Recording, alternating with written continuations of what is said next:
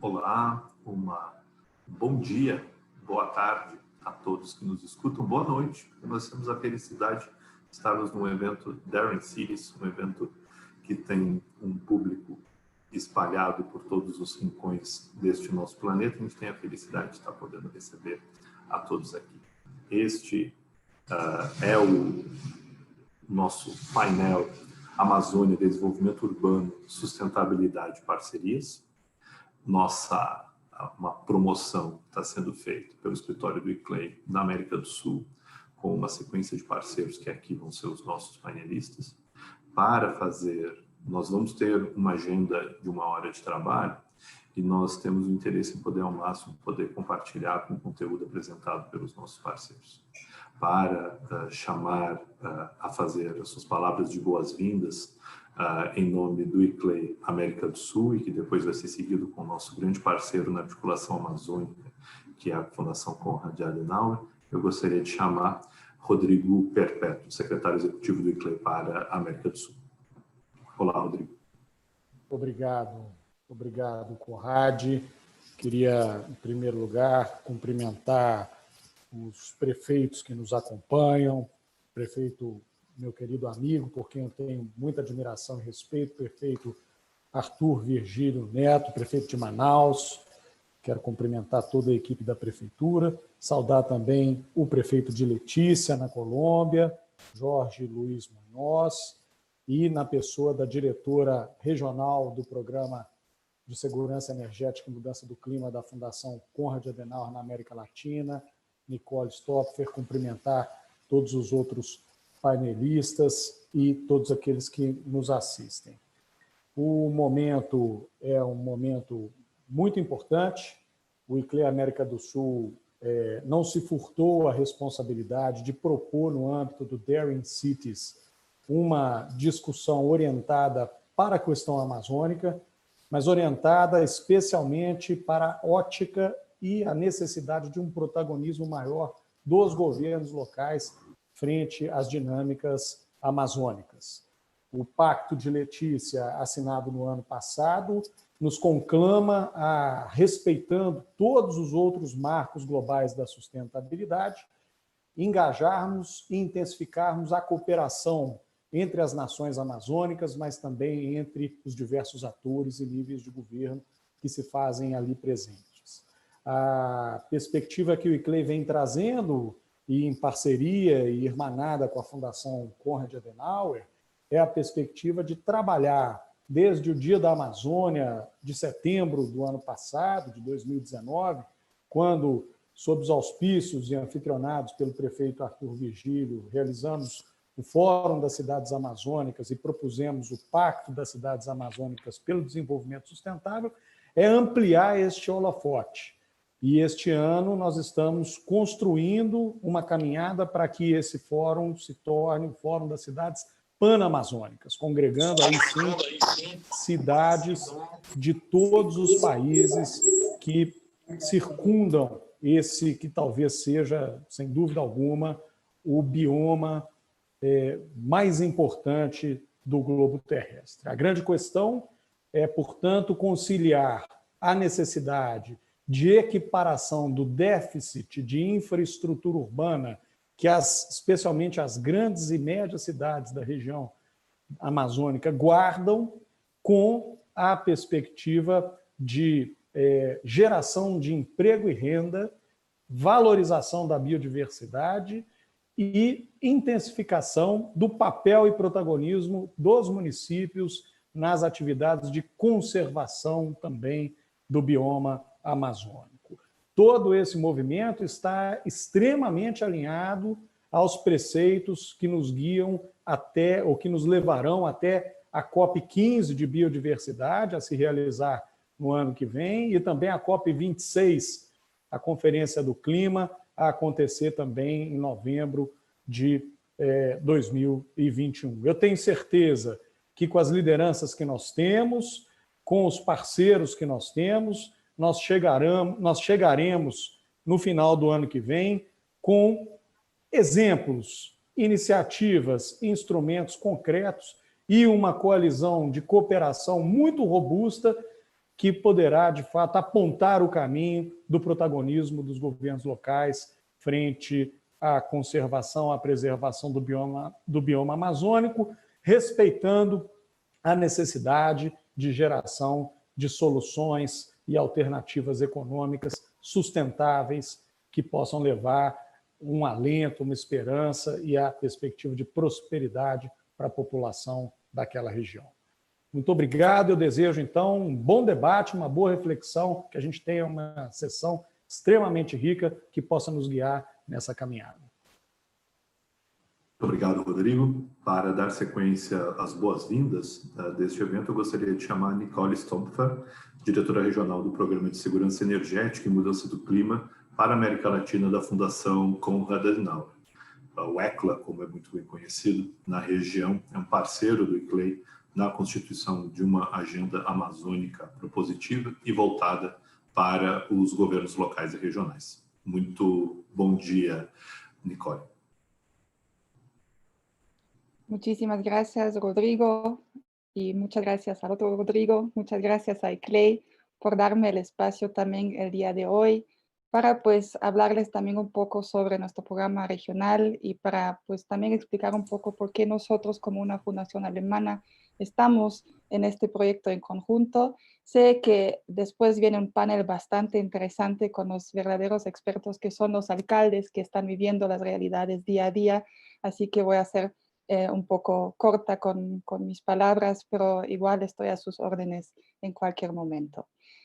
Como bien dijeron, mi nombre es Nicole Stompfer, soy la directora de un programa regional que se llama Seguridad Energética y Cambio Climático en América Latina de la Fundación Konrad Adenauer. Somos una fundación alemana que tiene más de 100 oficinas en todo el mundo y nuestro programa regional en específico pues trata los temas de cambio climático y seguridad energética y en especial tenemos el objetivo de siempre ser una plataforma y ofrecer plataformas para tener intercambios, para que se puedan empujar más procesos de toma de decisiones en el tema de cambio climático y seguridad energética.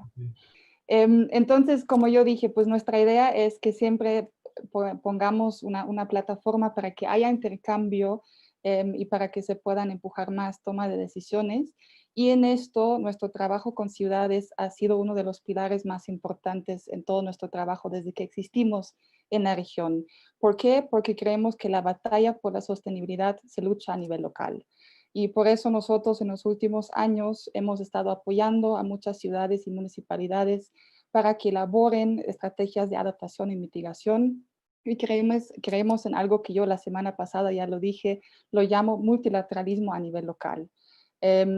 ¿Y por qué? Porque creemos que es tan importante y más en tiempos como ahora, o sea, ya nos encontramos en una situación que se ha prolongado mucho más de lo que todos esperábamos. Ya llevamos 7 meses de pandemia, básicamente en América Latina, en otros lados hasta más.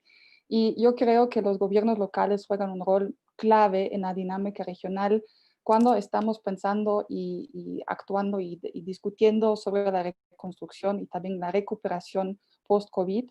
Y sobre todo creo que las ciudades, a pesar de la crisis que están todos viviendo, tienen un rol importante para seguir reforzando el rol también de los compromisos políticos que se han asumido en los últimos años, sobre todo en el ámbito del cambio climático, el crecimiento, pero vinculado con la conservación del medio ambiente.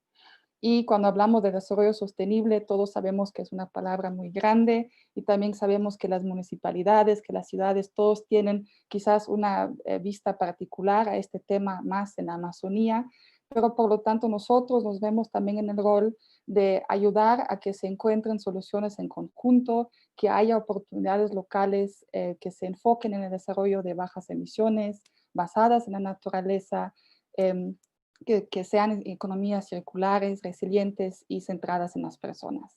Y pues en el caso de la Amazonía es justamente el carácter transfronterizo que apunta justamente para la necesidad de cooperación entre los distintos países. Y es ahí donde nosotros como ECLA, como programa regional, vemos que podemos apoyar en conjunto con ICLEI, porque como yo dije, trabajamos en diferentes países, uno de los pilares más importantes son las ciudades, y pues dónde mejor que en la Amazonía, donde están diferentes países. Y por eso pues nos unimos con ICLEI y Way Carbon para construir lo que ya se mencionó, el Foro de Ciudades Panamazónicas, justamente con el objetivo de establecer una plataforma de los gobiernos subnacionales de Brasil, Perú, Bolivia, Colombia y Ecuador, para que se promueven el intercambio de conocimientos, pero también de las prácticas y el modelo de desarrollo sostenible entre las ciudades amazónicas. Nosotros, la verdad, queremos apoyar con el compromiso político de los actores locales para el desarrollo sostenible y esperamos poder crear una agenda común. Y para eso también es importante diálogos como el día de hoy, porque vemos que esta red que estamos construyendo debe actuar como un mecanismo de cooperación para posicionar a las ciudades amazónicas como un referente global, no solo en el desarrollo sostenible, pero también para que puedan colaborar para implementar las medidas de seguimiento y esfuerzos de las ODS. Así que mi mensaje al final, y espero que con eso también sea un panel muy fructífero, es que nosotros como programa regional y como fundación que está activa en todo el mundo, estamos conscientes que los retos globales requieren soluciones en conjunto, pero esto empieza a nivel local. Así que estamos a sus órdenes y les deseo una discusión, un intercambio muy fructífero y que sea uno de muchos más para el futuro. Gracias. Nicole, muito obrigado pelas palavras não somente de boas-vindas, mas de contextualização do movimento com o qual tanto a Konrad Adenauer quanto o ICLEI são muito comprometidos com a região, o processo de inflexão que nós estamos, acima de tudo, fazendo para tentar colocar, nessa lógica de colocar as pessoas no centro da solução, colocar o espaço urbano no centro da solução para a região. Acho que este é um contexto ao qual estamos todos muito satisfeitos e com muita força para que a gente possa avançar ao máximo e que as pessoas da região possam ser ouvidas. É com esse contexto que eu agradeço a presença tanto de Nicole e de Rodrigo nas suas palavras iniciais, que a gente vai passar agora para a parte central da nossa agenda. A nossa agenda vai ser desenvolvida num formato de constituição de painéis. O painel é esse montado com 3 pessoas especialistas na área e com as suas diferentes enfoques, acredito que vão nos dar um período de debate que se segue a esse painel, entendemos que muito rico. As pessoas que chamamos aqui realmente têm muito a dizer sobre as suas diversas perspectivas. Teremos o prefeito Arthur Virgílio Neto, prefeito de Manaus, a senhora Ana Alencar, diretora de ciência para o Instituto de Pesquisa Ambiental da Amazônia, o IPAM, e Jaciara Borari, coordenadora do Núcleo Tapajós do Engajamento. Cada um desses painelistas vai ter 15 minutos para poder fazer as suas considerações, suas apresentações, e que possamos, de uma maneira conjunta, termos um período de debate conjunto.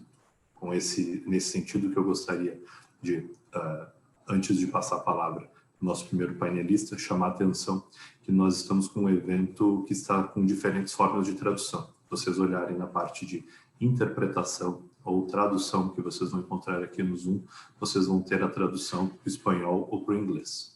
So, if you need any sort of translations into English, please, you can use the Zoom function for interpretation. Se necesitas de alguna forma de traducción desde el portugués, que es la lengua de la agenda, tendrás en área de interpretación de Zoom su punto de acción.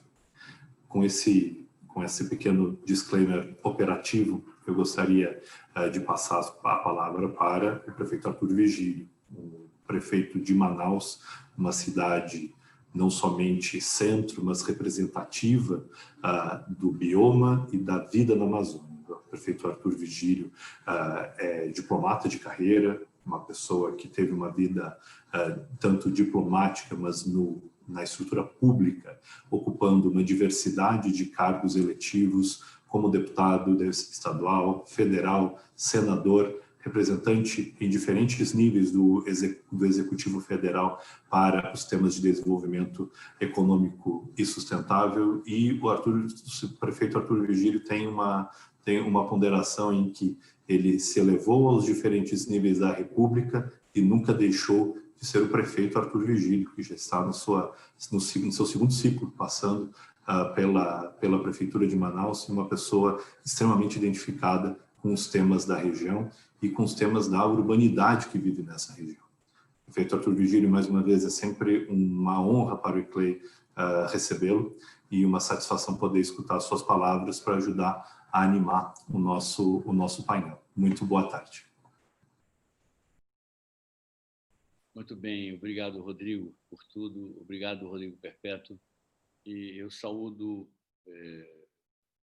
a prefeita que falou antes, né? Prefeita Nicole, é isso? Eu saúdo a todos, enfim, e vou fazer um depoimento aqui muito pessoal sobre como eu vejo a Amazônia do ponto de vista mais macro,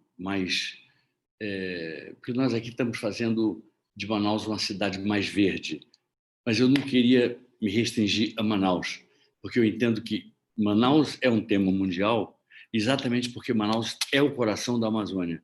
Eu queria tratar da Amazônia como sendo a Amazônia a maior preocupação que deveria estar na cabeça de governantes que, porventura, tivessem comprometimento efetivo com o desenvolvimento sustentável e com a preservação da soberania nacional sobre a área. Eu não tenho dúvida nenhuma de que o que sustenta a soberania nacional sobre a Amazônia brasileira não é bravata de valientes quaisquer. Nós temos efetiva capacidade de mostrar para o mundo boa governança sobre a Amazônia. Nós queremos mostrar com clareza, e nós temos dados, como é desvantajoso derrubar uma árvore e como é vantajoso manter a árvore em pé. Isso do ponto de vista econômico.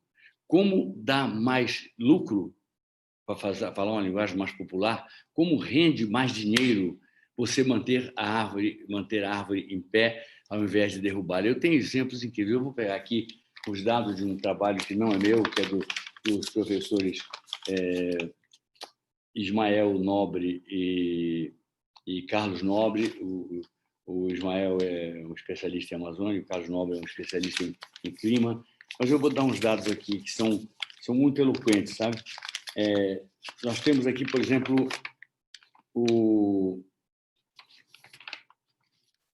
Vou dar um exemplo aqui. A pecuária ela gera de 30 a 100 dólares por hectare ano de renda líquida, com a produtividade média de cerca de uma cabeça de gado por hectare. E a soja tem uma lucratividade anual de 100 a 200 dólares por hectare por ano e uma produtividade média na Amazônia de 2,9 toneladas por hectare ano.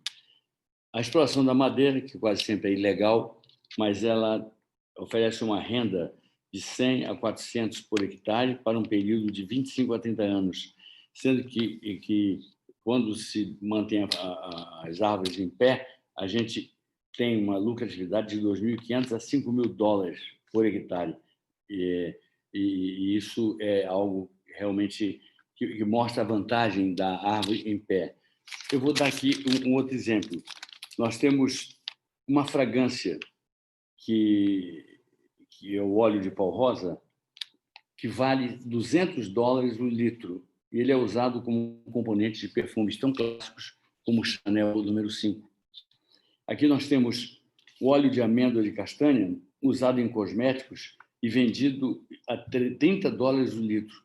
Quando comercializado em cápsulas como suplemento alimentar, ele chega a valer 150 dólares o litro. Ou seja, a gente não está desmatando e está realmente mostrando que é possível se tirar uma economia forte, uma economia rija, de uma floresta em pé. E, ao contrário, a floresta no chão, a floresta deitada, a floresta derrubada, ela vira cinzas, ela vira desolação,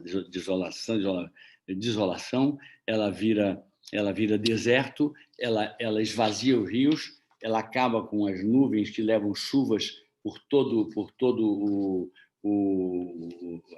a nossa região, passam pelo Nordeste, passam pelo Sudeste e chegam a banhar uruguaios, argentinos, enfim, além do que nós representamos com a floresta em pé, e no Amazonas nós temos 95% da floresta em pé, já tivemos 98%, no Pará a coisa é grave, não chega a 40%, deve ser 39%, 38%, 40% seria um otimismo enorme de floresta original em pé, que optaram por outras formas de suposto desenvolvimento econômico lá.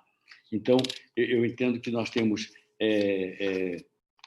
o camu-camu, ele possui muito mais vitamina C do que a laranja, do que a tangerina, e o buriti tem 2 vezes mais vitamina A do que a cenoura. Eu estou falando, portanto, de economia. Eu não estou aqui sonhando, não estou fazendo o papel do Nefelibata, do sonhador, da figura que considera a floresta um museu intocável. Não, eu acho que cabe o manejo em cima dessas possibilidades de desenvolvimento. Nós temos segredos bioquímicos enormes, nós temos possibilidades enormes de crescer, de ganhar peso, de criar prosperidade, de garantir para parceiros nacionais e estrangeiros boa renda, bons lucros, com a floresta em pé, com os nossos rios do jeito que eles são.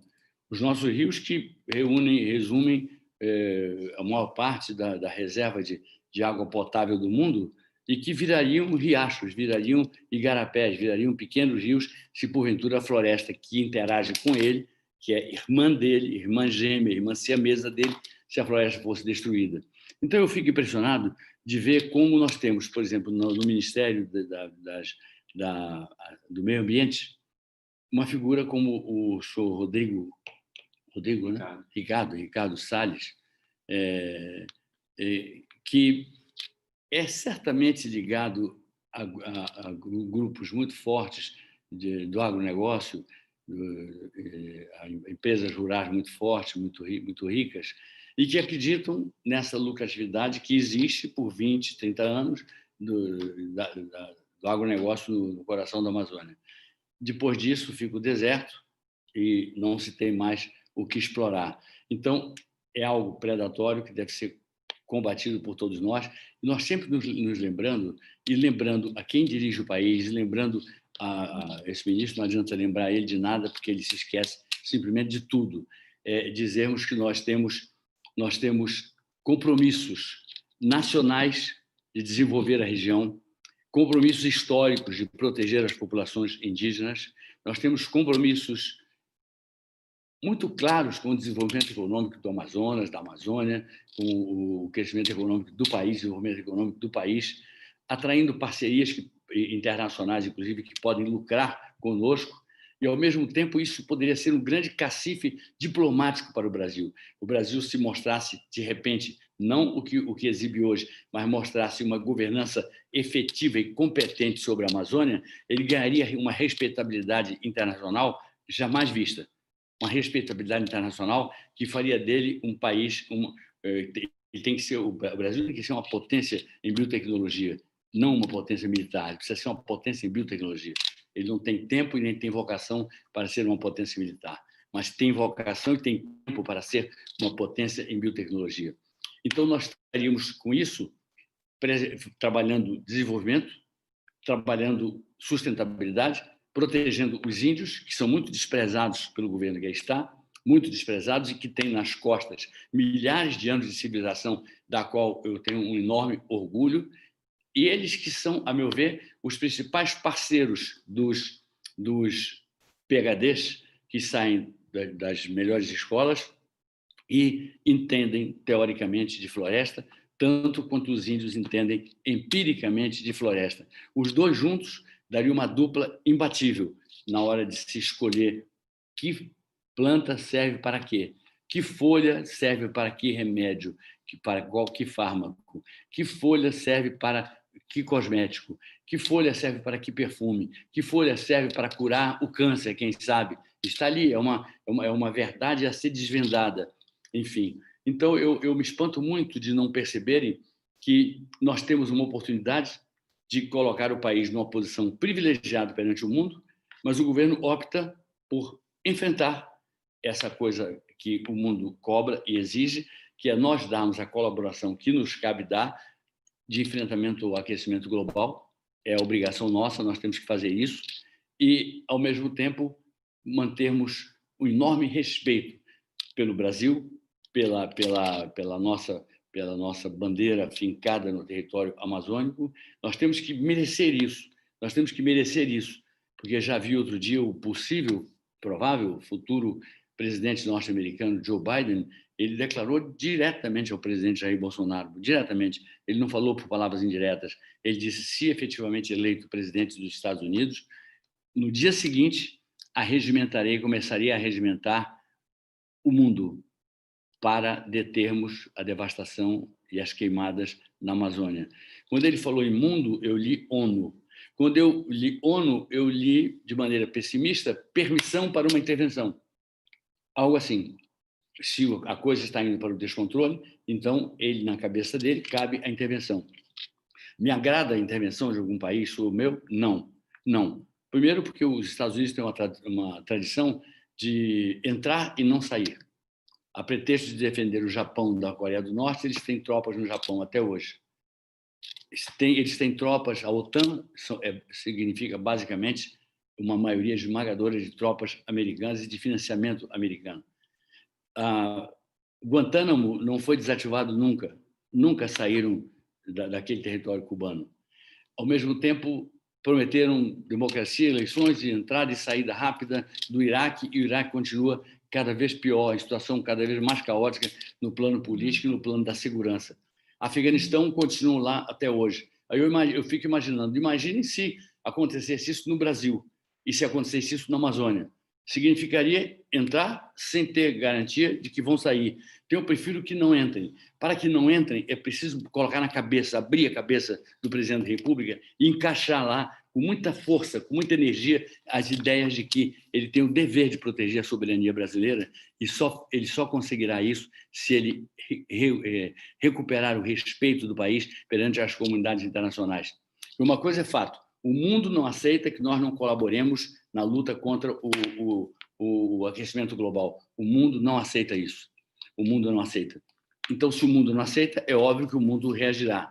E eu pergunto, não é coincidente a vontade do mundo de se proteger do aquecimento global com a nossa vontade de nos protegermos do aquecimento global? Não é coincidente a vontade do mundo de se proteger contra o aquecimento global e o nosso desejo de desenvolver sustentavelmente a Amazônia, explorando, sem derrubar árvores, explorando o que nós temos a de lá tirar. A Amazônia é um mistério, é uma esfinge, ela pede que nós a decifremos, mas que nós a mantenhamos, porque não adianta alguém imaginar que o lucro rápido, o lucro urgente, o lucro atropelador, que esse lucro vai resolver alguma coisa, só vai agravar a nossa situação política e só vai nos indispor com o mundo. E nós temos que viver em paz com o mundo. E, puxa, no meu mundo ideal, no meu sonho ideal, nós teríamos que ser muito respeitados pelo mundo e temos que fazer por merecer esse respeito. Eu tive uma vez, o Rodrigo Perpétuo sabe disso, um debate no município aqui vizinho de Itacoatiara, quando apareceram umas madeireiras coreanas muito modernas, com máquinas fantásticas, faz muito tempo. Eu era deputado federal ainda, isso já faz muito tempo. E lá eu travei um debate com o principal diretor dessa empresa. Ele dizia que iria arranjar empregos, verdade, por algum tempo. Depois que houvesse a devastação, os empregos cessariam de existir para sempre. Aí ele disse que era um projeto racional, Eu digo, eu não tenho nenhuma dúvida de que o seu projeto é racional. O seu projeto, eu digo isso por várias razões. Uma delas, me permita, eu não quero ser grosseiro, mas me permita a constatação óbvia. O senhor é um bípede, o senhor anda ereto, o senhor é um bípede. Então, como bípede, o senhor raciocina. Se o senhor raciocina, tudo que sai do senhor tem que ser racional. Então, é lógico que o seu projeto é racional. O que interessa para mim é verificar que não é interessante para o meu Estado, para a Amazônia como um todo, que nós experimentemos experiências como a sua, que significa devastar rapidamente, obter o máximo de lucro e ir embora. Inclusive, sem pensar no futuro, isso eu falava lá atrás, sem pensar no futuro, no que isso pode resultar para o futuro, no que isso pode resultar de prejuízo para o mundo inteiro, para o planeta todo, se nós não soubermos cuidar dessa riqueza tão estratégica e que eu vejo como geradora em potencial de muita prosperidade para os nossos habitantes. Mas é preciso respeito aos índios, é preciso respeito às populações tradicionais, é preciso respeito a opinião das pessoas de fora, trabalharmos em comunhão com o mundo e não enfrentando o mundo sem termos condição efetiva e prática de enfrentar o mundo. Alguém pode falar assim, mas a China se porta muito mal no plano ecológico, no plano ambiental. É verdade. Agora, quem vai parar a China? Quem é que tem força para parar a China? Quem vai parar a China? Ninguém. Ninguém é capaz de fazer isso. Os Estados Unidos emitem muito gás nocivo para os céus. E quem é que vai parar os Estados Unidos? Quem é que vai parar? Então, esses países são tão fortes que eles adquiriram o direito de abusar, inclusive, do direito dos outros para fazerem as suas próprias economias prosperarem. E ainda cobram que nós é que sejamos responsáveis. Eu não preciso deles para dizer que eu sou responsável e que me sinto responsável, sim, lamentando que eles tenham que depredar, até tentando entender uma China que, puxa, tem que alimentar 1 bilhão e 500 milhões de bocas, eu até tentando entender, mas não justificando a emissão tão forte de gás nocivo, gás negativo para os ares, né? Eu entendo que nós temos que sair desse impasse. Esse é o impasse que nós vivemos. Nós temos o desmatamento vem crescendo. No Amazonas nós tínhamos 98% de cobertura original. Hoje temos 95%. Parece que não é nada, mas 3% é muita coisa assim. Isso dos últimos anos para cá. Houve um período áureo, que foi de 2005 até 2016, uma coisa assim, em que o desmatamento realmente recuou. Então, nós temos que estar muito atentos em relação a isso. Mas eu poderia falar muito de Manaus, do que nós fazemos quanto à plantação de mudas, quanto à doação, ao manejo da arborização centenária, ao nosso programa Arboriza Manaus, a nossa comissão especial de paisagismo que vai embelezando a cidade e tornando a cidade verde. Ela que era uma das menos verdes antes do nosso governo de 8 anos. Eu tinha sido prefeito lá atrás, portanto eu vou completar 12 anos de prefeito da cidade de Manaus. Nós temos áreas protegidas como a APA Sauim de Manaus, que visa proteger um macaquinho que se chamava sauim de coleira, e agora ele já merece o tratamento científico de sauim de Manaus, porque ele só subsiste aqui, ele só sobrevive aqui. Nós temos o segundo maior parque ecológico do país, nasceu no meu primeiro governo, que é o Parque Municipal do Mindu. Ele é menor apenas do que a Floresta da Tijuca, que tem restos de florestas da Mata Atlântica. E nós aqui estamos... A gente entra em 2 minutos no Parque do Mindu, nós nos sentimos no coração da floresta amazônica, enfim. Então, eu podia falar muito disso, de que nós estamos trabalhando tudo, entendendo que a 4ª Revolução Industrial, nós não podemos passar em branco por ela, nós temos que ser 4.0 aqui, estamos inaugurando o Casarão, que é um polo digital, o Casarão da Inovação, justamente onde os barões da borracha desperdiçavam dinheiro e acendiam charutos com notas de 500 mil réis, e depois virou isso aqui como é que se diz, um lugar, como é que se diz, ajuda aqui, virou tem uma palavra que explica bem, mas não sei se é o alemão me visitando, mas eu espero que não seja o alemão me visitando, né?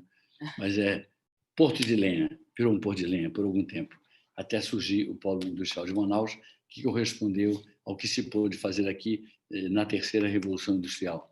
Nós vimos a 2ª Revolução Industrial com um desrespeito à floresta pelo industrial americano Henry Ford, que queria produzir massivamente pneus para carros, para aviões, para tudo, enfim, e acabou vítima de uma verdade da sua própria ignorância sobre a Amazônia, porque a borracha, ela no Amazonas, na Malásia não, mas no Amazonas, uma plantação de borracha, uma juntinho da outra, atrai o Microciclus ule.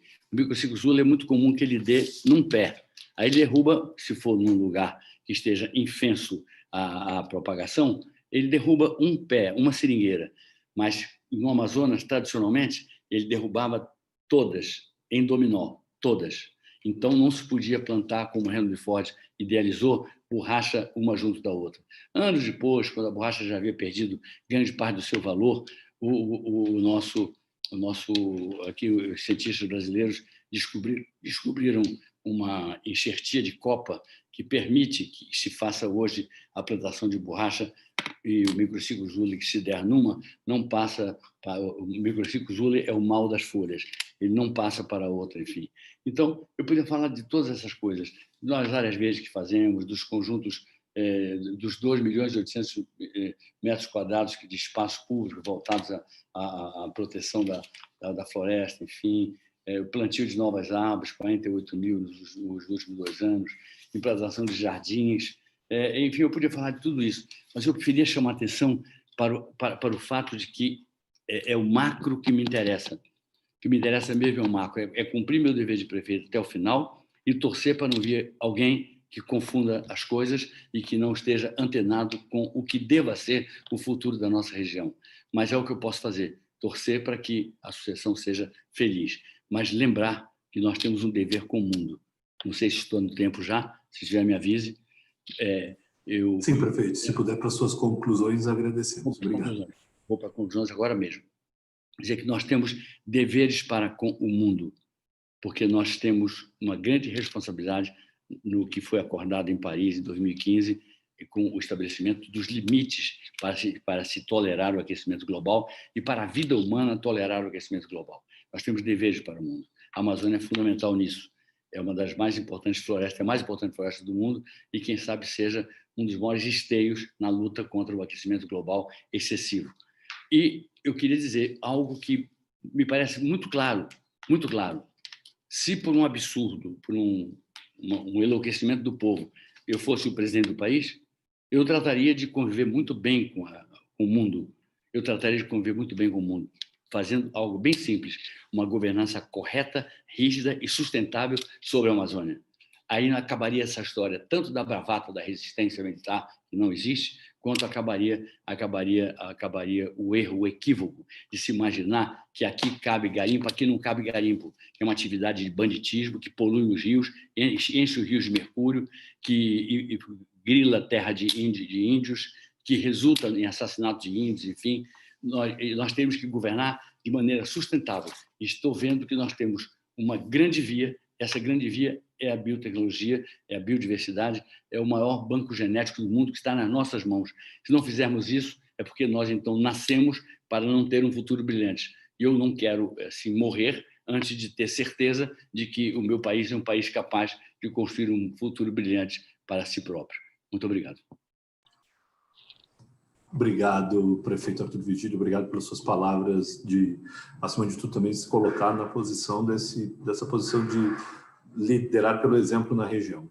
Acho que esse é um ponto ao qual nosso período de debate vai nos ajudar bastante a colocar essas diferentes possibilidades que a região também se coloca. E é com a intenção de podermos avançar do nosso painel, para podermos ir ao nosso debate, que eu gostaria muito de, em primeiro lugar, agradecer ao prefeito Arthur Vigílio, para que a gente possa agora poder chamar a Anne Alencar. A Anne Alencar é geógrafa, com mestrado em sensoramento remoto e GIS pela Universidade de Boston e doutorado em recursos florestais e conservação pela Universidade da Flórida. Nos últimos 25 anos, a Anne tem trabalhado com questões relacionadas à conservação no Instituto de Pesquisas Ambientais da Amazônia, o IPAM. Atualmente é diretora científica do IPAM e coordenadora do laboratório de GIS do Instituto. Ela também faz parte da equipe de coordenadores de bioma da iniciativa MAP Biomas e coordenadora do setor de mudanças de uso e cobertura do solo da iniciativa SEG, iniciativa a qual o ICLEI tem a satisfação de poder já estar há alguns 8 anos também vinculado. Então, a gente tem a grande satisfação de poder fazer parte. Doutora Anne, a gente tem um grande interesse em poder escutar a sua perspectiva, em primeiro lugar, na sua condição como pesquisadora, especialista em mapeamento e sensoramento remoto desse território, e pensando no seu espaço, em como diretora científica de um órgão que pensa a Amazônia, na Amazônia, e que tem a possibilidade, muitas vezes, em um espaço que se contesta as referências científicas do que pensar para diversos territórios, poder ter um pouco da sua visão nesses próximos minutos, de quais são os temas que merecem relevância, que merecem um engajamento transversal, pensando nesse nosso conceito de conexão também do espaço urbano dentro desse território. Mais uma vez, obrigado, doutora Anne, pelo tempo de estar conosco. Obrigada, Rodrigo. Saúdo a todos, ao prefeito Arthur Vigílio. É bem interessante assim, a gente discutir a Amazônia, né? Eu acho que muitas pessoas que têm estudado, discutido a Amazônia nos últimos anos, acabam deixando uma grande parte dos amazônidas de fora, né? E essa grande parte dos amazônidas são, de verdade, são as pessoas que vivem nas áreas urbanas da Amazônia. Então, para mim, quando eu recebi esse convite, foi um convite bem instigador, de uma certa forma, porque eu sou uma dessas pesquisadoras que, por muito tempo, né, e ainda faço, né, me volto muito mais para o meio rural da Amazônia, os problemas que são derivados ao meio rural, mas me forçou a pensar um pouco dessa relação entre o rural e o urbano. Eu trouxe uma apresentação. Então, na perspectiva de fazer essa relação entre o rural e o urbano, e dentro da minha área, né, de conhecimento, que é o fogo, né, eu achei que seria interessante trazer o papel das queimadas e a relação entre o rural e o urbano na Amazônia e o papel da sociedade civil, de uma certa forma, né, e das sociedades, e da sociedade urbana na Amazônia, em contribuir para uma agenda de sustentabilidade. Então, quando a gente fala, novamente, em população urbana na Amazônia, né, a gente tem aí na Panamazônia, que inclui a parte amazônica dos outros países, né, da América do Sul, nós temos em torno de 40 milhões de pessoas, mais ou menos, e cerca de 60% dessa população é urbana, né? Quando a gente fala na Amazônia brasileira, são cerca de 22 milhões de pessoas e 75% das pessoas que vivem no bioma amazônico estão em áreas urbanas. E aí a gente pensa assim, então como são essas cidades na Amazônia? Bem, eu sou de Belém, né? Sou de uma das maiores cidades da Amazônia brasileira, assim como Manaus, né?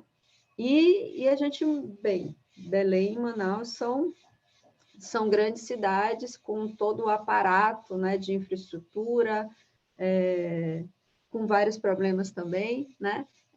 Mas são grandes cidades. Só que a maioria das cidades da Amazônia são cidades ainda muito, muito carentes, né? Então, as cidades da Amazônia também representam um amplo espectro de necessidades. Mas uma coisa todas têm em comum, né? Todas têm uma relação direta com o ambiente, né? Com o meio ambiente. Essa aí é uma visão que eu sempre gosto de ter quando eu vou visitar meus pais, né? Chegando em Belém. E, de um lado, a gente tem uma natureza maravilhosa ali, dos furos, né? Da região das ilhas atravessando Belém, e do outro lado a gente tem essa selva de pedra, né? E é aí que eu queria focar, né? Então, como que a gente conecta a população da Amazônia, esses 75% de pessoas que estão na região, com os problemas que estão ganhando aí as manchetes dos principais jornais do mundo e que tem tido um impacto fundamental na economia do Brasil, né? E eu diria que esses problemas estão gerando uma crise ambiental, né, que se rebate numa crise sanitária, que diretamente associada à questão às cidades, né, a qualidade do ar das cidades. Então, nesse caso específico, a gente está falando do desmatamento e das queimadas na Amazônia. Então, esses dois mapas, eles mostram claramente, né, como que as queimadas, elas geram a fumaça que viaja, né? E ela sai do meio rural e faz essa conexão, né, com os grandes centros urbanos. E aí eu vou falar um pouco mais da minha área mesmo, né, de estudo. E quando a gente fala, essa fumaça ela é gerada pelo fogo, né? E o fogo, ele vem da destruição da floresta, basicamente. A floresta amazônica, se não tivesse nenhum tipo de perturbação humana, ela não queimaria, né? Mesmo em anos de seca extrema, porque precisa da fonte de ignição, né? Então, quando a gente fala que 100% dos focos de fogo na região são antrópicos, ou seja, são causados pelo ser humano, significa que sim, tem alguém que risca o fósforo para que esse fogo aconteça, né? E hoje, a gente não tem, quando a gente olha para o triângulo do fogo, ou seja, para um evento de fogo acontecer, ele precisa desses 3 elementos, né? Material combustível, de qualidade e quantidade, condições ambientais favoráveis para que esse fogo seja carregado, e a fonte de ignição, que começa esse fogo, né? Hoje, nós temos um pouco menos controle na questão do material combustível, né? O ser humano, né, ele afeta o material combustível quando tem uma exploração madeireira que não é sustentável, por exemplo, né? Quando ele fragmenta a floresta de qualquer jeito. Então, o ser humano tem como interferir no material combustível, né? O ser humano também interfere nas condições ambientais, e as mudanças climáticas são o grande reflexo dessa interferência, mas isso está muito mais fora do nosso controle, né? O que está no controle, né? O que o governo, né, poderia estar realmente trabalhando para controlar e reduzir a questão do fogo e, portanto, das queimadas que vão impactar os grandes centros urbanos na Amazônia. Então, o governo poderia estar interferindo na ignição. Como não começar o fogo? Poderia estar muito seco, com muito material combustível, mas se as pessoas não estivessem colocando fogo, esse fogo não começaria. E aí a gente vai para o que aconteceu o ano passado e fazer uma relação com o que está acontecendo esse ano, e a gente vê claramente como que isso poderia ser combatido, né? Como que nós poderíamos reduzir a poluição, né, em que as grandes cidades da Amazônia estão enfrentando nos períodos de seca recente, né, tanto do ano passado quanto desse ano. Então, quando nós olhamos para o território do bioma Amazônia, cerca de metade desse território, e aí tem essa pizza do lado esquerdo, né, da tela, que acompanha o mapa, então, cerca de metade desse território são áreas protegidas, né? De alguma forma, são áreas oficialmente protegidas, ou terras indígenas, ou unidades de conservação, né? Cerca de 1/4, né, dessa pizza são imóveis rurais, assentamentos rurais, são áreas, vamos dizer, produtivas do ponto de vista da agropecuária, né, onde a principal atividade é a agropecuária. E nós temos 1/3, ou 1/4, mais ou menos, dessa área, que são terras que ainda não... São áreas públicas que ainda não foram destinadas, ou florestas públicas que ainda não foram destinadas, ou áreas sem informação cadastral, né, que são terras devolutas. Quando a gente olha para o que aconteceu com fogo e desmatamento no ano passado e fogo e desmatamento nesse ano, claramente a gente vê uma coisa. Primeiro, que os índios não são aqueles que queimam e nem que desmatam a Amazônia. Então, claramente a gente vê que somente 7%, por exemplo, do número de focos de incêndio ocorreu dentro dos territórios indígenas no ano passado e nesse ano até agosto, né? Em setembro esse número caiu, inclusive, um pouco, eu acho, ou continua bem parecido. enfim, mas o que salta aos olhos é que o tamanho, o número a área desmatada em áreas públicas não destinadas, em florestas públicas não destinadas e áreas devolutas é muito grande, é o maior, né? E esse é o principal câncer da Amazônia hoje em dia, que é a apropriação ilegal de terras públicas, né? E isso tem gerado um problema grave, né, enfim, de conflitos no campo, de grilagem, né, que gera o desmatamento e acaba gerando muito fogo também, né? Então, hoje, né? E qual o resultado disso? Qual o resultado disso para a saúde, né, humana? Com um número crescente de área desmatada, né, desde o ano passado, principalmente, que foi muito parecido até agosto desse ano, né?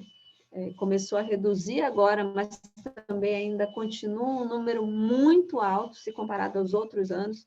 Então, nós estamos voltando a perder a Amazônia, né, em altas taxas.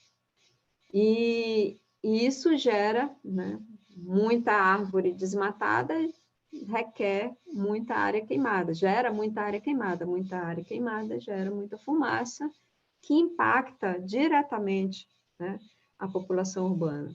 E então, ano passado, por exemplo, nós tivemos mais de 2.000 internações por doenças respiratórias exclusivamente ligadas às queimadas. Então, isso foi feito de um estudo econométrico, né, que separou todas as outras variáveis que poderiam interferir e realmente mostrando claramente que nas áreas urbanas onde se encontram esses hospitais, enfim, né, a fumaça do que acontece no meio rural, né, ou seja, da degradação que tem acontecido no meio rural, tem impactado essas áreas, né?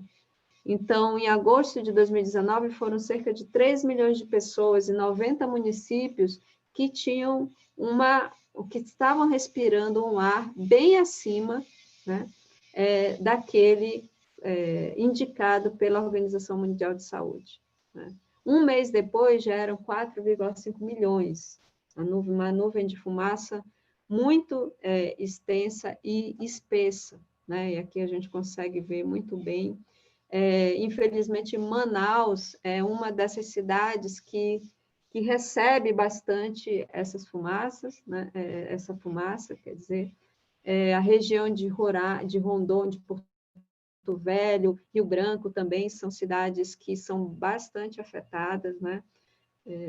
Justamente porque a fronteira, né, do desmatamento recente está acontecendo nessas áreas, né? Então, eu acho assim que é fundamental, né, que as prefeituras, e aí, no início, né, quando foi falado que um importante player, né, um importante ator na promoção da sustentabilidade é a governança local, né, ou seja, são os prefeitos, os governos locais, né? E a gente sabe que tem competências diferentes para tratar esse problema, mas assim como a gente tem municípios como Manaus, a gente tem municípios como Altamira, que são maiores que um país, né? E é preciso que tenha uma articulação institucional para que realmente esse problema do desmatamento ilegal, do fogo ilegal, seja combatido. E hoje, se o Brasil quisesse, de fato, e aí quando eu falo Brasil, eu falo principalmente o governo federal, né, erguer as mangas e realmente controlar o desmatamento, né, ele o faria pelo menos em metade, somente com comando e controle, com operações inteligentes, articuladas entre várias instituições, porque ele acabaria com esse desmatamento que ocorre principalmente em terras públicas, né? Que é um desmatamento ilegal e que está se apropriando do patrimônio brasileiro, né? A segunda coisa, essas florestas que estão públicas, elas deveriam ser destinadas para um tipo de conservação, porque isso tiraria essas florestas do mercado, né? Do mercado ilegal. Então, esses dois elementos, né, eles, de fato, reduziriam bastante o desmatamento. E uma outra parte do desmatamento, aí sim, tem que ser atacado, né, de uma outra forma, né, uma forma um pouco mais uma agenda positiva, de incentivos econômicos, né, de assistência técnica para os assentados, consolidação, apoio a uma economia verde. Então, temos as estratégias, o Brasil já fez isso antes, né, e tem como fazer, é só ter vontade política. E como o próprio prefeito falou, né, o mundo, não só o mundo, eu acho, vários brasileiros também pedem isso, né? A Amazônia é um patrimônio, tem uma riqueza desconhecida até, né? Poucas espécies, com poucas espécies a gente gera milhões, né? O açaí, a castanha, os óleos, né? De produtos florestais não madeireiros, enfim. E isso são 3, 4 espécies, né? De quantas que nós não temos na região e que ainda é desconhecido. Nós temos a maior biodiversidade do mundo. Então, para terminar, eu acho que o que um ator, vamos dizer, fundamental para engajar o governo, pressionar o governo, e aí a gente fala do papel não somente da sociedade, mas como da sociedade civil organizada, né? É engajar realmente a população urbana, né? Nessa agenda pró-sustentabilidade, pró-governança, né? E se engajar de várias formas, né? Primeiro com a questão do que ela consome, então, do que essa população urbana está consumindo, que faz a sua relação com o meio rural, e como tirar a ilegalidade dessa cadeia, né? Segundo, como que essa população urbana pode realmente se beneficiar e conseguir ver esse benefício de ter sua cidade rodeada por uma floresta ou por um rio, né, limpo, né, uma floresta pujante ou um rio limpo. Então, quais os benefícios que isso pode ter e perceber isso? E eu falo isso porque eu sou, de novo, paraense, nasci em Belém, e por muitos anos eu não me dei conta disso, né? Então, é importantíssimo o engajamento da população urbana da Amazônia, né? Nesse tema de sustentabilidade, é fundamental para que a gente consiga dar ainda mais valor à nossa floresta e realmente possa fazer essa bandeira, que é a bandeira da sustentabilidade, uma bandeira de todos os amazônicos. E aí, eu termino. Obrigada.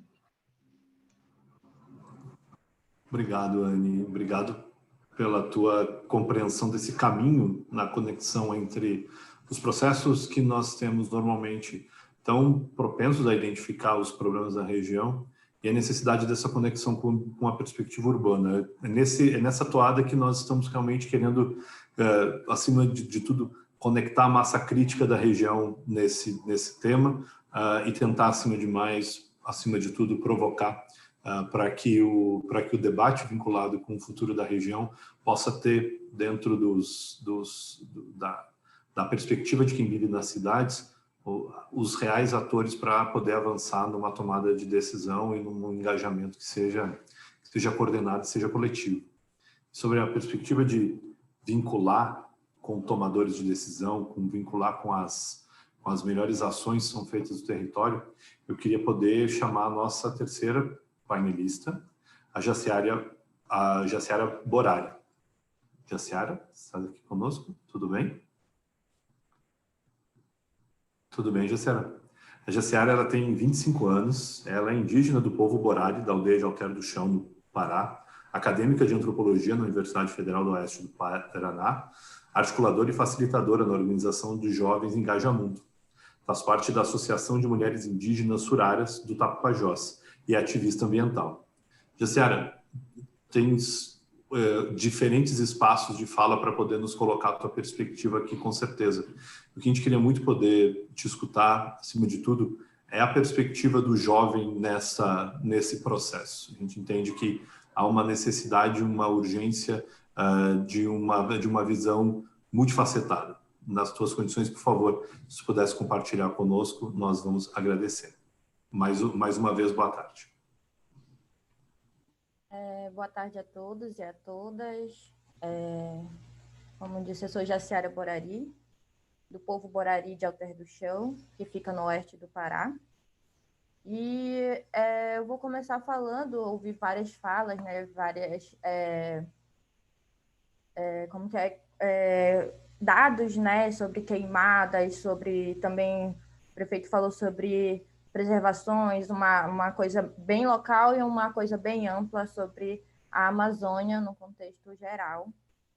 Então, já vou começar falando que eu moro em Alter do Chão, que é um local bem conhecido nacionalmente e até internacionalmente, vem muitos turistas para cá.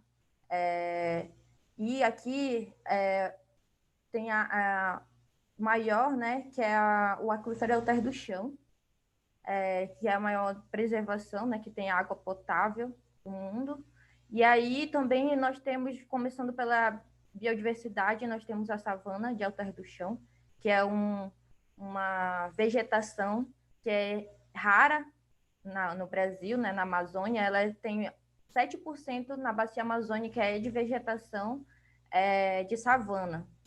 E aqui, a grande área de Alter do Chão, da área de Alter do Chão, ela é bem grande, então nós devemos preservar, já começando pelo contexto local, que eu digo, porque, como já estava falando sobre as queimadas, todos viram aqui no Brasil como estava ano passado sobre queimadas e também repercutiu muito sobre a queimada na savana de Alter do Chão.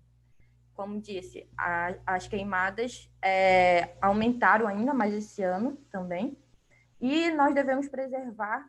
Sim, não tem uma preservação segura por lei para a nossa savana, onde tem espécies endêmicas, onde só existe na savana.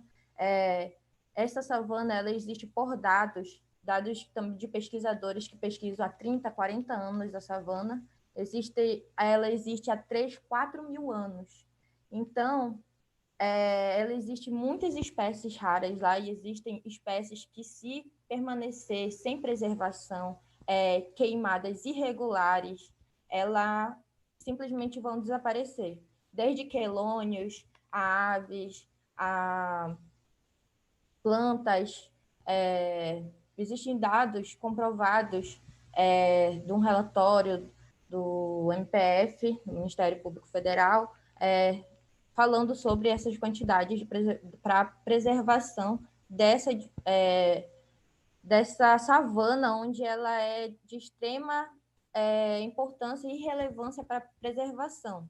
Onde, quando a gente fala de preservação local, a gente garante que ela é preservação não somente para a gente, onde está localizado, né, aqui, próximo a ela, dentro dela, mas sim geral. Assim como quando a gente fala de Amazônia, ela não é somente aquela Amazônia, né, que a gente vê na foto ali, que é somente um ecossistema, assim, só árvores altas e daquele jeito. Mas ela tem vários outros tipos.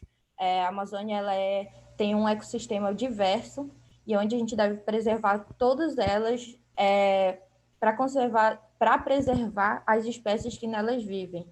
Já falando disso, que a gente está falando aqui sobre desenvolvimento sustentável, né? Quando a gente fala de desenvolvimento sustentável, o que é isso? Às vezes, algumas empresas elas são consideradas de desenvolvimento sustentável apenas por apoiar alguma coisa que é sustentável. Não que ela realmente é sustentável, mas sim, para ser sustentável, ela precisa olhar o total dela. Aqui na região nós chamamos de olho do furacão, porque do oeste do Pará, aqui em Santarém, que eu digo, na cidade de Santarém. É rodeado, tem o Porto da Cargill, da onde é que sai a exportação de soja para o exterior. E aí tem soja, grilagem de terra, hidrelétricas, desmatamento com madeira ilegal, aí desmata, aí vem soja, aí vem plantações, aí vem tudo. Então, a gente está rodeado de... Não tem para onde correr. E nem a gente também não quer correr, porque a gente está na nossa região, nós estamos na nossa terra indígena, nós estamos no nosso local. Eles não podem chegar e invadir a nossa terra. A gente tem que respeitar a gente. Nós temos... Não é como eu chegar num local e expulsar alguém. Então, que não venham expulsar a gente do nosso local, né? Tipo, quando a gente diz não tem para onde correr, e a gente também não quer correr do nosso local de garantia de cultura, que a gente já vive há muito tempo. E a nossa terra, onde nós temos que... quando a gente fala... Porque quando tem as barragens, mega empreendimentos, grilagem, queimadas, nós somos circulados por tudo isso. Então, para ter um desenvolvimento sustentável, precisa de respeito, de defesa dos povos originários, tradicionais, ribeirinhos que vivem nela. Para ter desenvolvimento sustentável, precisa da garantia na legislação voltada à proteção de ecossistemas. Precisa de estímulo de geração de renda para essas pessoas que vivem lá.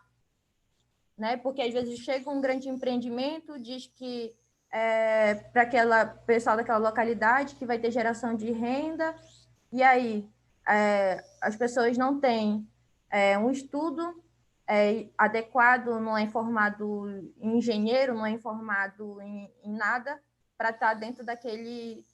Um exemplo, uma hidrelétrica, para trabalhar, precisam de pessoas formadas em tal coisa.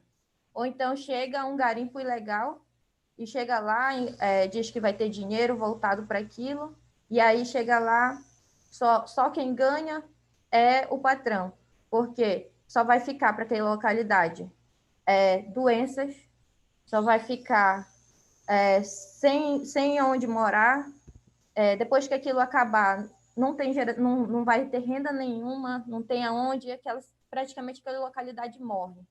E não só lá morre, mas como aqui tem um grande índice de mercúrio na água, comprovado por estudos. Tem pessoas morrendo por causa do mercúrio. A gente não pode comer o nosso próprio peixe, que a gente come do rio, que a gente não pode pescar, porque a gente está aqui, a gente vai comer peixe, está com mercúrio. A gente vai comer alguma coisa, está com agrotóxico. A gente somente respirar já está respirando ar impuro, de queimadas, de agrotóxico. Então, eu vim falar aqui da gente estar aqui vivendo realmente essa realidade de não ter um desenvolvimento sustentável. Aqui na região, aqui na Amazônia, aqui onde eu moro, aqui em Alter do Chão. Aqui não tem a hidrelétrica, mas a hidrelétrica lá do Alto Tapajós afeta aqui. Tem para ir construção de barragens em toda a região aqui, que estudos comprovam que a gente vai ter que sair de nossas casas porque vai alagar ou vai secar em outro lugar. Então, empreendimentos que são mega empreendimentos que vão afetar, além daquele local, vão afetar quilômetros e quilômetros de distância. E quando a gente fala desses mega empreendimentos que dizem ser sustentáveis e que vão preservar alguma coisa, até lá vão tirar aquele povo daquele local, vão desmatar, vão alagar, vão queimar, vão destruir tudo o que tem lá. Não penso somente nas pessoas, tirar as pessoas de lá, mas a cultura que tem lá, o nosso viver, os nossos ancestrais que viveram lá desde sempre, que estão lá, as espécies, desde as micros espécies que tem, até grandes, que simplesmente ainda nem chegaram a ser catalogados, simplesmente desaparecem, sem sequer os humanos, né, que eu digo, conhecerem eles. Mas a floresta conhece eles e perde eles. Então, precisa sim de ter esse estímulo de geração de renda, porque para ter esse desenvolvimento precisa pensar nas pessoas locais, precisa ser comprar, é que eu digo quando eu também pergunto como que faz para ajudar de fora, ajudarem aqui o Brasil ou a Amazônia, precisam comprar de produtores locais, geração de renda local, onde não vai ter agrotóxico nos seus alimentos, onde são tiradas da floresta, tudo que é preservado é tirado, e esses produtores locais sim geram renda. Os grandes produtores não geram empregos. Eles desmatam, como tem os dados dados pelo prefeito Arthur, de grandes áreas desmatadas, e praticamente são feitos todos por máquinas, não tem geração de emprego em nada. Mas de produtores locais, tem geração de emprego para grandes e muitas famílias e cidades inteiras até. Porque aqui, quando a gente também fala, falando da região do Pará, às vezes, quando fala Pará, só vem também Belém. Mas aqui o Pará, ele é muito grande. Ele é tão grande que ele é maior do que vários países. Então, a gente tem que olhar para o interior. O papel do município, não somente quando o prefeito vai fazer, não somente naquela área urbana ali, naquele local, na cidade, mas sim olhar para os interiores. Aí o pessoal, às vezes, pensam que não existe mais fome no Brasil. Existe fome. Existe muita fome no Brasil. Não existe emprego suficiente para pessoas. Ou então, é tirado o emprego dessas pessoas. Assim, quando é tirada a casa, é tirado o emprego, é tirado a vida daquela pessoa. Também foi uma fala do prefeito Arthur, quando ele disse de juntar indígenas com PhDs para conhecimentos empíricos e conhecimentos de pessoas formadas. Nós, indígenas, hoje, estamos conquistando, que eu digo porque a gente conquista espaços, não é dado nada de graça para a gente, não é dado nada aberto, nós conquistamos espaços, nós estamos dentro da universidade, então não é só juntar o indígena com uma pessoa formada, mas se os indígenas hoje estão se formando, nós estamos falando e produzindo por nós mesmos, nós somos pessoas que estão se formando. Eu estou para me formar em antropologia, estou estudando para isso, assim como outros indígenas, para falarmos de nós mesmos, não chegar outra pessoa e falar pela gente. Chegou um antropólogo e vai falar sobre aquele povo. Não. Hoje em dia, nós estamos nos formando. Então, são conquistas que a gente vai conseguindo, né, buscando pouco a pouco, porque nada é fácil para os povos indígenas.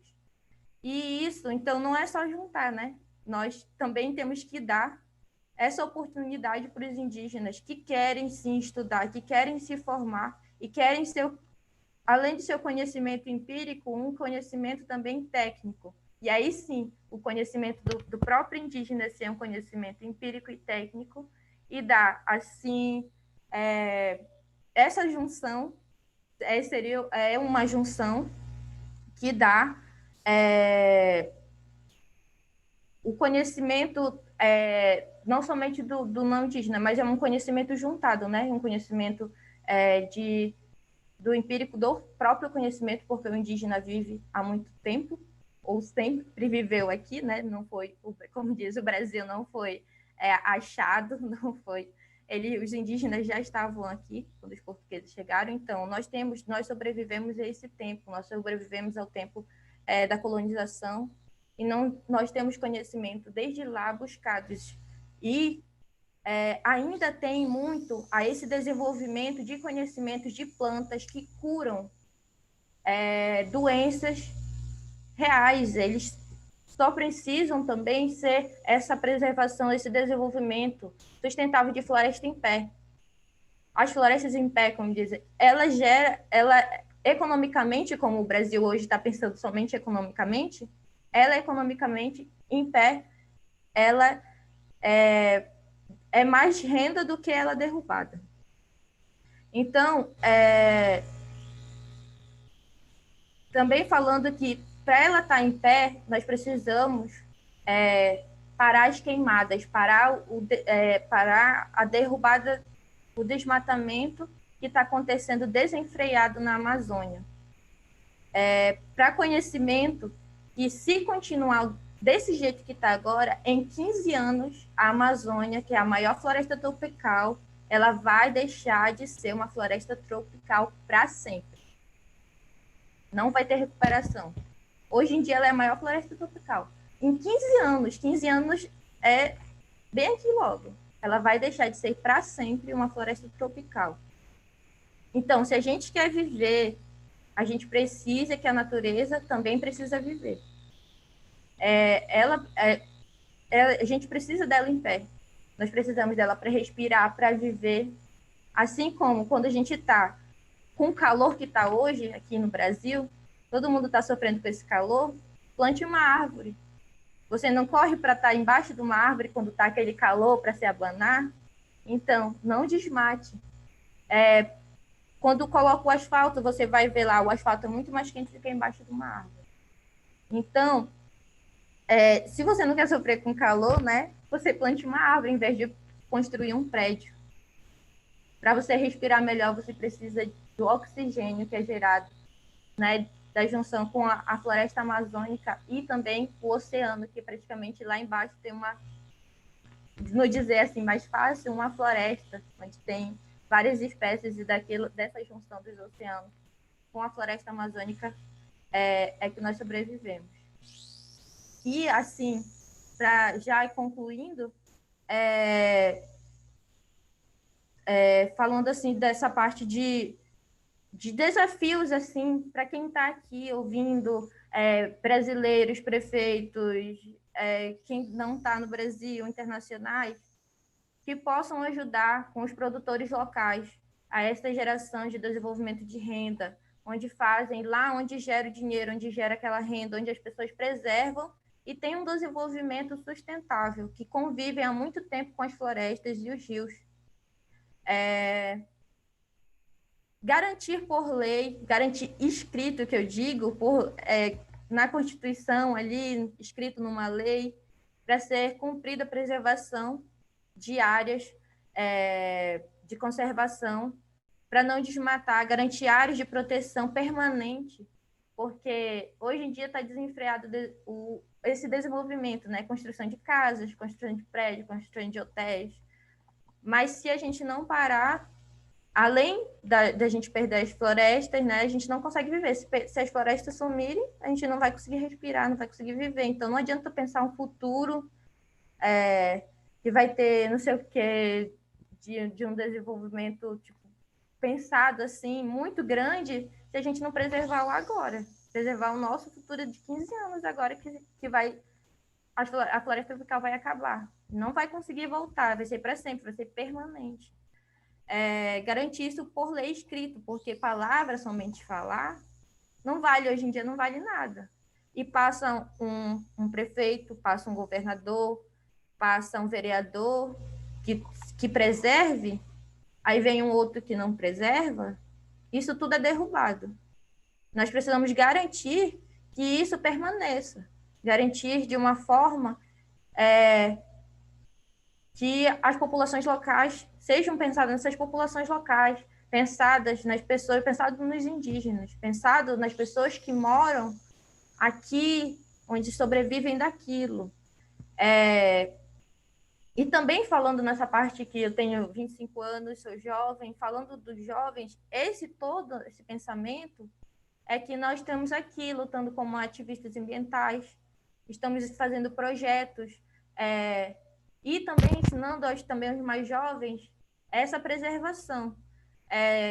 Nós temos aqui, por onde eu faço parte, pelo Engajamundo, onde a gente fala com indígenas, ribeirinhos e quilombolas, onde a gente faz ações de preservação, desde do saneamento básico, que é super importante para sobrevivência adequada, né, desde a cidade e a toda a localidade, coleta de lixo, criação a gente pensa que é pouco assim, mas é coisas que realmente precisam de apoio. E aqui é muito difícil ter apoio. Então, os jovens estão empenhados nisso. E eu quero agradecer ao ICLEI essa oportunidade que tive de ter essa voz aqui, de vocês ouvirem a gente, ouvirem a minha fala, que eu digo a gente de jovem indígena, que está como ativista, que a gente está trabalhando para garantir um agora e um futuro. É de extrema importância de ter esse espaço para a juventude estar falando, de dizer que a gente não está parado, nós temos pensamento de como ter um futuro com desenvolvimento sustentável. Também que não somente me ouçam, né, e ouvem o que eu estou falando, mas sim façam ações, que dessa minha fala e de fala de outros sobre como tudo que está acontecendo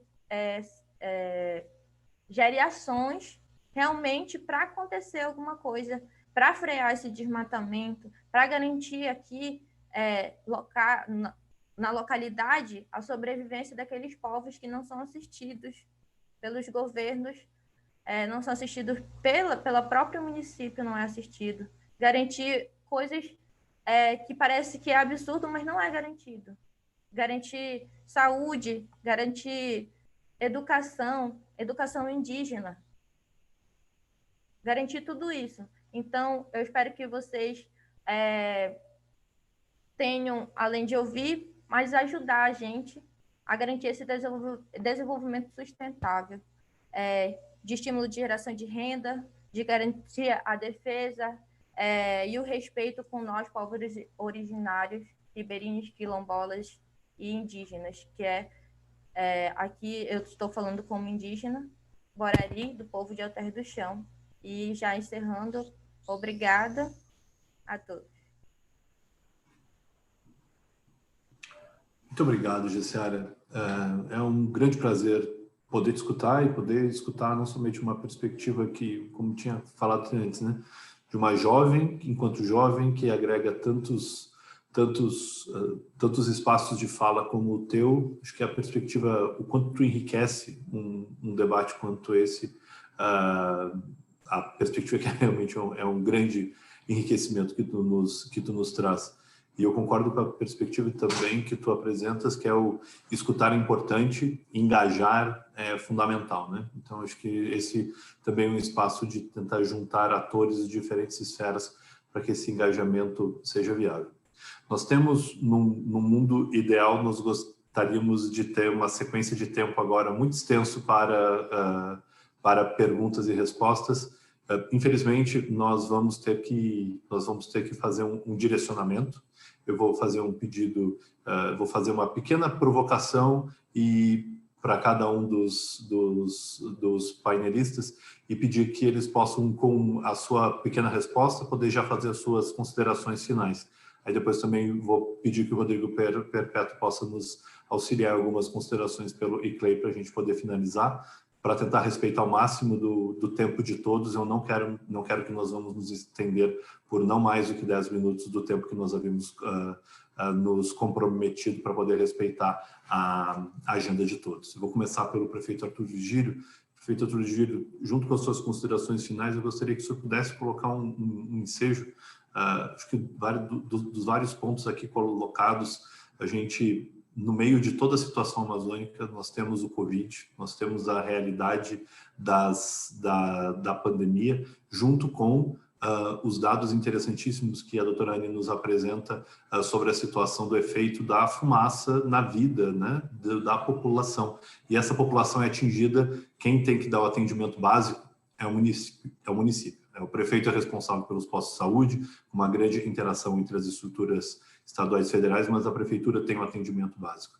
Nas suas considerações, já aproveitando as suas considerações finais e lhe agradecendo, o senhor poderia tocar em algum ponto dessa questão sanitária que o contexto amazônico lhe chama a atenção? Sem dúvida. E eu, particularmente, sofro muito com isso, porque eu sou asmático. Então, quando tem fumaça, para mim, é a morte em vida. Mas eu concordo com o que disse a professora Ana Alencar aprendi com ela, como aprendi também com a Jaciara, aprendi realmente com as palavras sábias, cada uma no seu estilo, cada uma na sua, no seu pedaço. E eu tenho muita honra de ter participado deste evento do ICLEI, é uma entidade que eu respeito muito. É um prazer te rever o Rodrigo Perpétuo, e é um prazer também de saber que isso aí tem a participação do governo alemão, que tem uma posição muito correta em relação a essa questão, da Fundação Konrad Adenauer, e dizer que, para mim, quanto mais nós engrossarmos as correntes do debate, levando o ponto de vista a favor de uma nova concepção de desenvolvimento, procurando mostrar que o desenvolvimento que desenham é um desenvolvimento falso e que não é nada sustentável e que, ao contrário, acarreta prejuízos para o nome do país, acarreta prejuízos para a população do país, acarreta doenças, acarreta perda de riquezas. Cada vez que se derruba uma árvore, se está perdendo a riqueza que ela poderia propiciar, por exemplo, fabricando parte do perfume Chanel 5. Então, nós vamos na linha correta. Antigamente falavam que as pessoas que tinham essa questão ambiental assim no coração e no cérebro eram pessoas sonhadoras. Eu admito, é horrível você parar de sonhar. Enquanto você vive, você tem que sonhar. Enquanto você vive, você tem que colocar a sua imaginação pensando sempre em coisas boas, em coisas melhores. E não tem nada pior do que, por exemplo, nós temos um conselho da Amazônia que é chapa branca, que só tem ministros de Estado, que não tem espaço para mim, que sou prefeito da maior cidade da Amazônia, não tem espaço para nenhuma outra liderança política e nem nenhuma expressão científica. Ignoram o Museu Geld, ignoram o INPA. Então, ali sai exatamente o que é mandado pelo próprio presidente da República, através da palavra vocalizada pelo vice-presidente da República. Esse conselho, se foi uma manobra para fazer o Brasil ser levado a sério no exterior, ela fracassa redondamente, porque o mundo não leva a sério esse conselho. O mundo quer saber de efetivas ações e de efetivas definições contra o agronegócio da Amazônia, contra o garimpo e a favor, efetivamente, de nós explorarmos a riqueza que está às nossas mãos. A árvore em pé vale muito. A árvore deitada significa uma tragédia para o mundo, a árvore derrubada significa uma tragédia para o povo brasileiro, uma tragédia para o mundo e a desgraça de qualquer governo. Então, eu não entendo como preferem apostar na desgraça até pessoal, até deles próprios, ao invés de escolherem o caminho brilhante, o caminho justo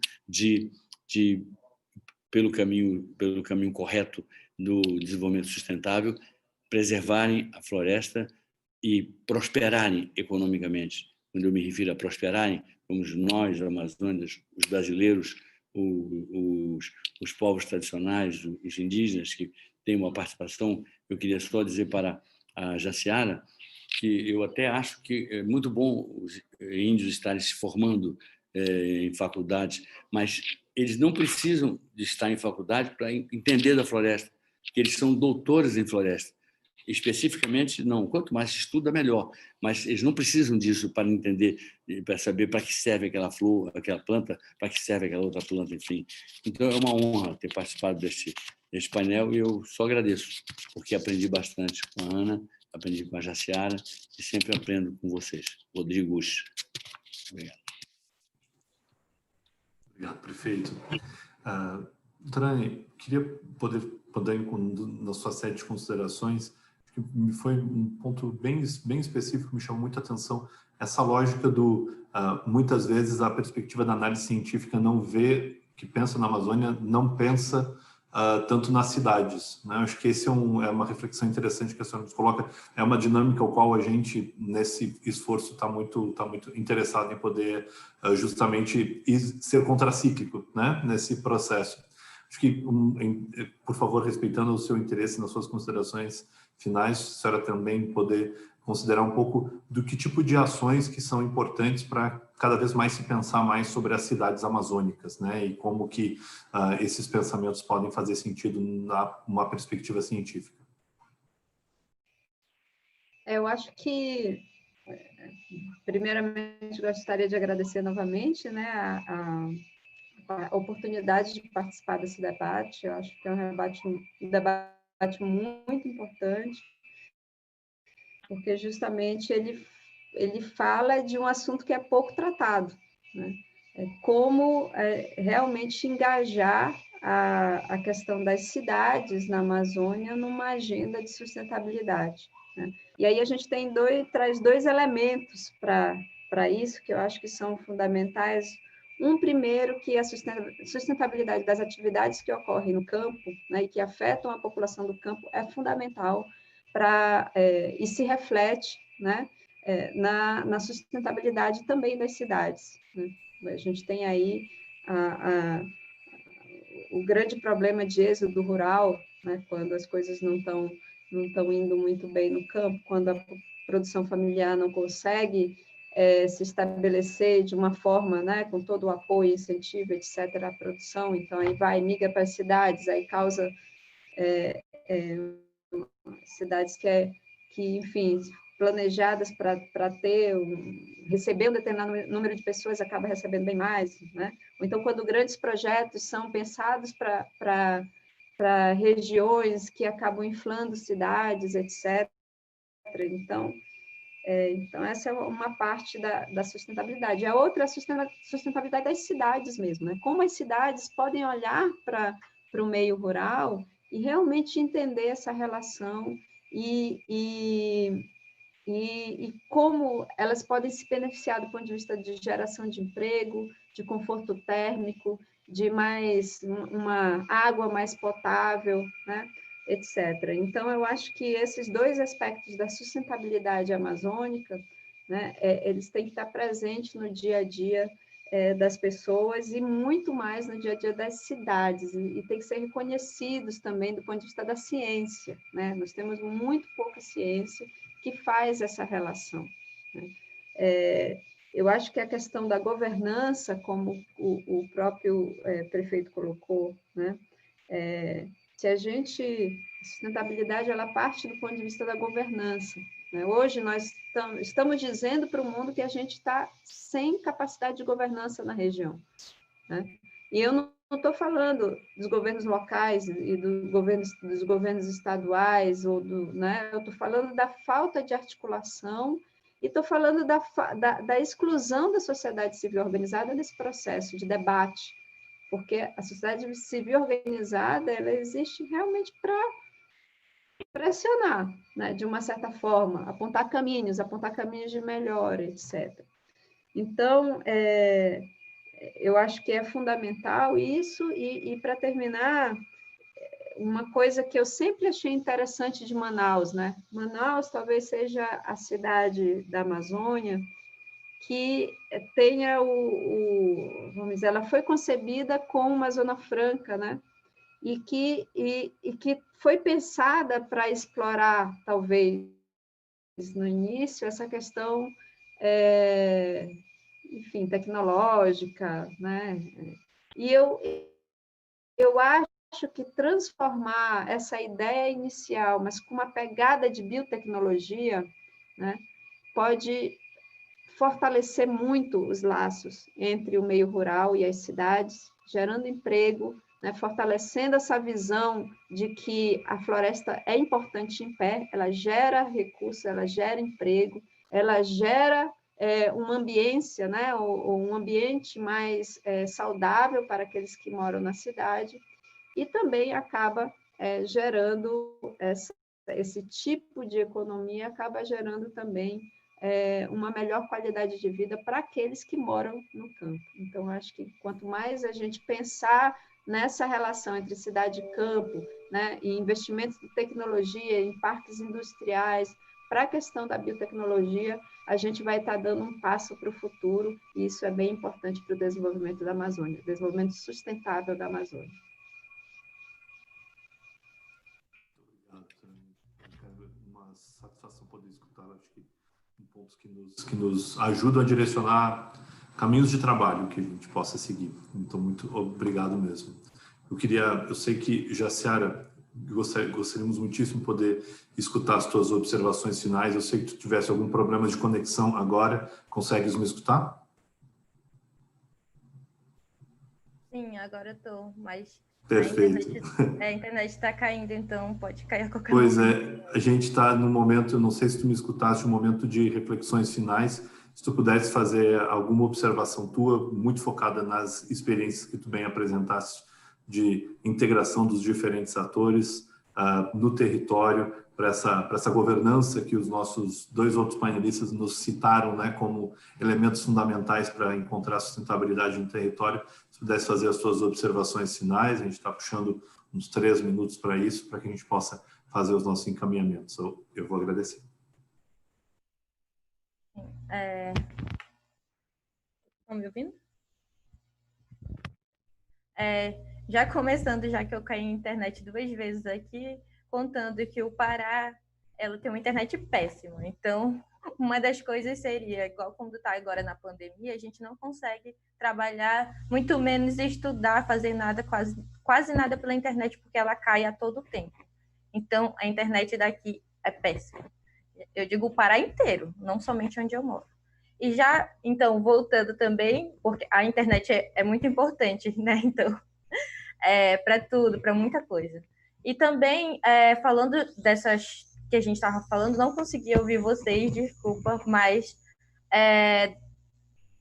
falando quando a gente fala sobre desenvolvimento, né? Sobre essa sustentabilidade, quando não existe essa sustentabilidade, essa preservação da floresta em pé, acontece o que já está acontecendo há algum tempo até agora, que são interferências em ciclos naturais que acontecem, são mudanças climáticas, assim como pode aquecer muito um local, pode esfriar muito o outro local, pode haver esse quente-frio, que já está acontecendo, desastres ambientais que acontecem há algum tempo, então se intensificando. Aqui no Brasil, não existia quase terremoto, e agora está acontecendo e pessoas estão sentindo em vários locais aqui do Brasil. São acontecendo vários desastres naturais, ventos fortes que derrubam casas, coisas que não aconteciam aqui na Amazônia, principalmente, onde era mais, que eu digo assim, não existiam esses desastres devido a esse equilíbrio climático, estão acontecendo, que impactam principalmente em comunidades originárias, ribeirinhas, quilombolas, em aldeias indígenas.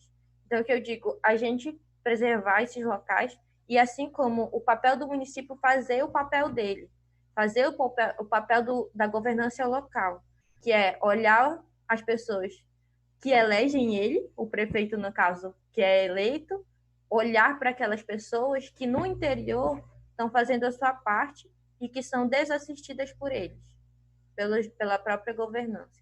Então, a gente tem que começar do pequeno para chegar lá no desenvolvimento que é o ideal para que a gente consiga uma vida, que eu digo pelo menos uma vida, né? Conseguir viver, ter uma vida sustentável, onde que eu digo que aqui tem desenvolvimentos mega empreendimentos, são mega ultrapassados, porque nós temos energia eólica, energia aqui de sol. Então, a gente tem vários outros tipos de energias que não destroem hectares e hectares de florestas e não desmatam hectares, além de floresta e aquela biodiversidade completa que existe lá.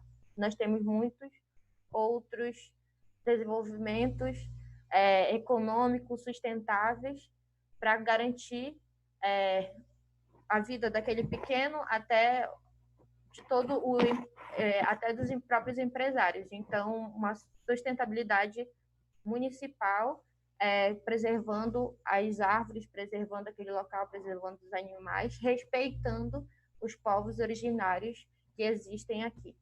Então, essa é a minha fala final. Obrigada. Obrigado, Jacera. Obrigado, perguntas de todos. Antes de passar a palavra para o Rodrigo Perpétuo, eu queria somente colocar o informe de que essa sessão foi toda gravada. Se vocês quiserem acesso à gravação, vocês podem acender a inscrição totalmente gratuita no site do Daring Cities. Da mesma forma, pelo nosso tempo, as perguntas que nos foram colocadas, nós vamos responder pela equipe do ICLEI América do Sul, diretamente por e-mail para todos os inscritos que fizeram as perguntas. Agora, repassando as palavras finais, Rodrigo Perpétuo. Obrigado, Conrad. Eu fico muito feliz por ter sido possível trazermos o ICLEI América do Sul, com seus parceiros, esse painel no âmbito desse que talvez seja o maior evento que pensa a sustentabilidade a partir do território, do local, da cidade. E como bem disse a Anne, esse é um fato escasso quando nós nos referimos ao território amazônico. E, portanto, prefeito, a ideia aqui é fazer eco a uma conversa que nós tivemos quando da sua presença na COP23 em Bonn, na Alemanha, e depois novamente em Manaus, no ano passado, quando o senhor se colocou à disposição para ser talvez o embaixador dessa causa. Nós estamos muito felizes com a sua presença, com a sua participação e queremos, de fato, que o senhor seja o embaixador, a voz, o representante das autoridades locais nesse movimento. É claro que a Anne tem razão, ela traz a diversidade das cidades amazônicas, portanto, nós estamos atentos também a essa questão da integração entre o meio urbano amazônico e o meio rural, entre, como a Jaciara trouxe, a diversidade do ecossistema amazônico, portanto, fazer com que esse movimento seja um movimento de empoderamento da voz da população, da sociedade local, especialmente das populações originais, indígenas, ribeirinhas, e da ciência produzida na Amazônia é fundamental. Portanto, aliados como o IPANE e também como o Engajamundo, Jaciara, são fundamentais para fortalecer essa caminhada. Eu fecho com o dever com a sensação de dever cumprido em relação aos objetivos dessa sessão no Daring Cities, mas consciente de que esse é um espaço que começa a ganhar forma, que começa a ganhar corpo e pelo qual nós vamos trabalhar incansavelmente para que, de fato, a gente consiga fazer o que a Jaciara nos pede, transformar esse clamor, transformar esse pedido de atenção, transformar a necessidade do aperfeiçoamento constante da governança da região na perspectiva democrática, na perspectiva da diplomacia contemporânea que o prefeito Arthur Vigílio nos traz, a diplomacia da conservação, a soberania a partir da ação assertiva em prol da floresta em pé. É esse o caminho que nós queremos e é esse o trabalho que o ICLEI América do Sul vai fazer com todo o apoio do seu secretariado mundial para que as cidades panamazônicas e a sociedade local possa ter voz, possa ter vez e que a gente possa ter condições de implementar soluções mais sustentáveis no território amazônico. Muito obrigado, deixo um forte abraço também a todos que nos acompanharam, agradecendo especialmente a Flávia Castelhano, a Bárbara Godoy, a Giovana e a Tainá, que se dedicaram exclusivamente, exaustivamente na produção desse painel. Abraço e fiquem bem.